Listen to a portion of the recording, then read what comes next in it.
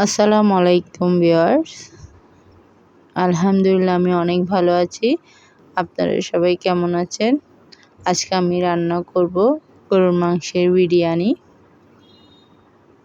আমি একটি পাত্রে বিরিয়ানি সবারই পছন্দ, ছোট বড় সবাই কম বেশি সবাই লাইক করে। তো আমি একটি পাত্রে সম পরিমাণ তেল নিয়ে নিলাম। এতে পেঁয়াজ কুচি, আমি পেঁয়াজটা ব্রাউন কালার করে নিচ্ছি। ব্রাউন কালার না হওয়া পর্যন্ত আমি পেঁয়াজটা তেলে ভাজতে থাকলাম। তো দেখতে পাচ্ছেন আমার পেঁয়াজটা ব্রাউন কালার হয়ে আসছে। এটা আমি একটু অল্প পরিমাণে উঠে নিলাম, তো উঠিয়ে রাখলাম আমি। এটা আমি আস্ত মশলাগুলো দিয়ে দিলাম। এতে দারচিনি, এলাচ, স্টার মশলা, লবঙ্গ, জয়ত্রী দিয়ে দিলাম। দিয়ে সাথে আমি গরুর মাংসগুলো দিয়ে দিলাম। গরুর মাংস আমি বিরিয়ানি রান্না করার সময় গরুর মাংসটা আমি অনেকক্ষণ তেলে ভেজে থাকি। এই তেলটা থেকে যে পানিটা বের হবে ওই পানিটাই দিয়ে অনেকক্ষণ ভেজে নিই। আমি মশলাটা কম পরেই দিই, অলমোস্ট অনেক পরে। আমি 20-30% আমি সেদ্ধ করি শুধু এইভাবে ভেজে আমি নেড়ে ভাজতে থাকবো। দেখতে পাচ্ছেন আমি মাংসটা অনেকক্ষণ ধরে ভাজতে থাকলাম। এটা আমি দিয়ে দিলাম জয়ফলটা, আমি একটু গুঁড়ো হাতে কচলিয়ে দিলাম।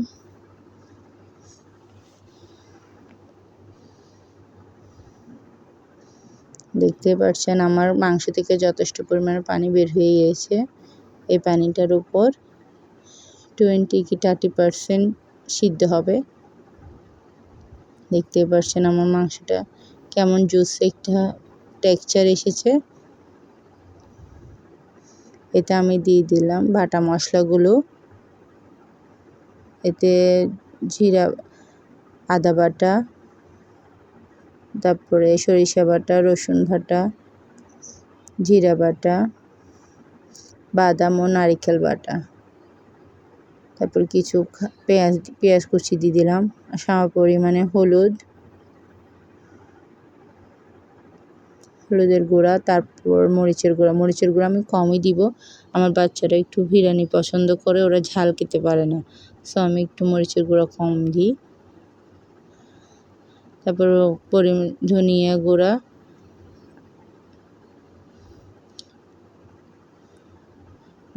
গুঁড়া, জিরা গুঁড়া মিক্স করে আমি দিয়ে দিলাম সম পরিমাণ। দেখতে পাচ্ছেন আমি একটু নেড়ে ছেড়ে দিচ্ছি যাতে মশলাগুলো সুন্দর সবগুলোতে কষিয়ে যায়। প্রতিটা মাংসে যেন মশলাগুলো তাকে আমি ভালো করে নেড়ে ছেড়ে দিলাম।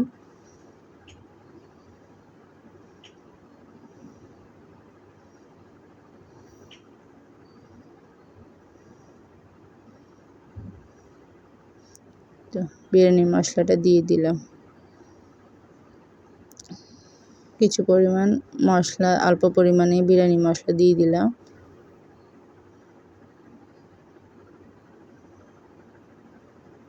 পরিমাণ মতো লবণ দিয়ে আমি অনেকক্ষণ সম পরিমাণ পানি দিয়ে আমি ঢেকে রাখবো মাংসটা সিদ্ধ হওয়া পর্যন্ত। এতে টক দই আর ভিনিগার পরিমাণ একটু মিক্স করে টক দইটা ফিটিয়ে নিলাম, নিয়ে তারপরে দিয়ে দিলাম বিরিয়ানি আলু। এই মাংসটা অলমোস্ট সিদ্ধ হয়ে এসেছে, আমি তা আলু দিয়ে দিলাম। আলুটা আমার অনেক ফেভারিট বিরিয়ানিতে আমার আলু লাগবে। আলু ছাড়া যেন আমার বিরিয়ানি ইনকমপ্লিট। তো আমি চাউলটা দিয়ে দিলাম। আমি এখানে 1.5 কেজি পরিমাণে চাউল নিয়েছি। 1.5 কেজি মাংসে 1.5 কেজি চাউল।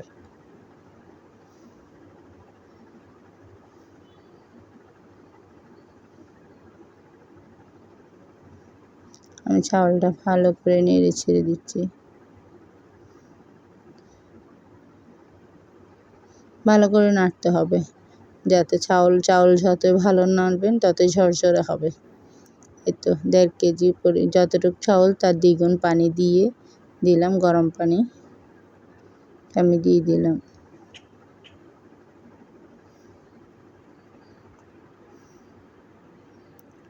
বাকি মশলাগুলো আমি উপরে দিয়ে দিলাম ভাতে। আমার আম্মুকে তো আমি দেখেছি, আম্মু এক প্যাকেট মশলা দিয়ে অনেক বিরিয়ানি রান্না করেন, কারণ আম্মু প্যাকেটের মশলা দিয়ে বিরিয়ানি রান্না করে না। লবণ দিয়ে দিলাম পরিমাণ মতো, আর কিছু লবণটা আমার কম লাগছিল।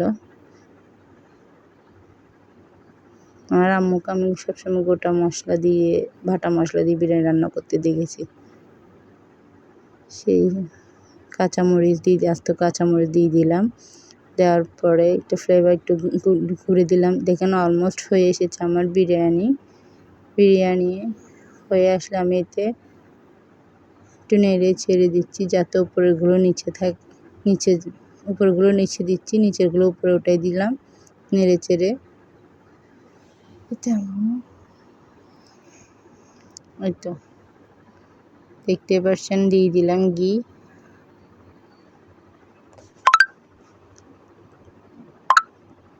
ঘিটা দিয়ে দিলাম, আমি 2 টেবিল চামচের মতো ঘি দিয়ে দিলাম।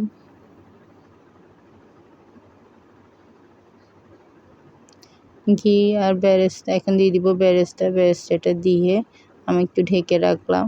একদম চুলাটা একদম মৃদু আঁচে করে দিলাম। জাস্ট সামান্য একটু অল্প অল্প পানি ছিল, ওগুলো যাতে শুকিয়ে যায়। চুলাটা একদম ছোট করে দিলাম। তো হয়ে গেল আমার বিরিয়ানি। এখন আমি গোলাপ জল দিয়ে বিরিয়ানিটা নামিয়ে নিব। শেষ হয়ে গেল আমার আজকের গরুর মাংসের biryani. Thank you for watching.